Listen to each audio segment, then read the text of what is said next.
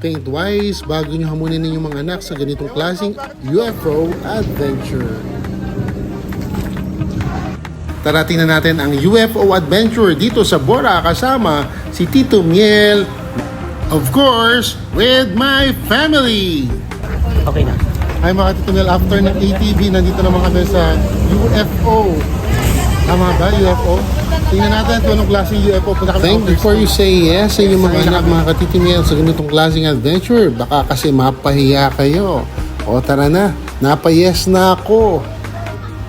Magandang banding ito mga Tito Miel para sa buong pamilya. Yun nga lamang, you have to check yourself if you're okay at kaya mo makipagsabayan sa iyong mga anak, lalo na tihilahin ka ng lansya at magpapaikot-ikot pa. Eto na nga ako, sumasakay na. Good luck sa aking sarili at sa aking mga kasama.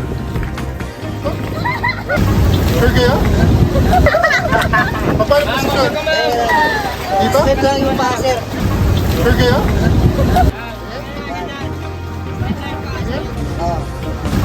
Sure kayo? Sure kayo? Ewan ko, bakit dito ako sa unahan nilagay? Ako pa naman pinakamatapang. Sure kayo? Eto na nga, pampalis ka ba? Picture muna. Before and after, tingnan natin ang resulta later. Okay, good luck na lang sa akin. Sige. Di ba pwede nakatalikod ako? Okay na to? O, sige. Wow, ang tatapang namin, ano? Ang bilis ng lansya at pabilis rin na pabilis ang ikot ng UFO dito sa dagat ng Boracay. Talaga namang mapapasigaw ka, mapapairit ka at mapapatalsi ka na nga sa pagkakahawak mo. Diba? So mag-enjoy ka naman. Pero dito napansin nyo ba, 3 na lang yung nakasakay? Tingnan nyo. Well, I have to go down together with my daughter kasi nga medyo thrill seeker yung dalawa kong anak at I have to attend to my youngest kasi medyo nagkaroon siya ng kaunting takot. Anyway, everyone enjoyed this kind of UFO adventure here at Bora. At kung uulitin, well, pag-iisipan ko muna ulit. Siya nga pala kasama nila ang kanilang mami ng aking dalawang thrill seeker na anak, ang aking eldest at pangalawa, at lahat sila talaga namang buong-buong loob na matapos ang 30 minutes ride.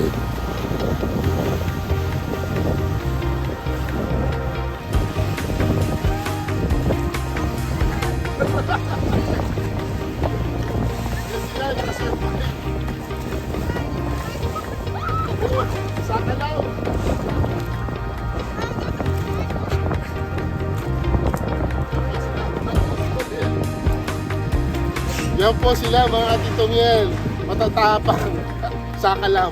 Yun, no?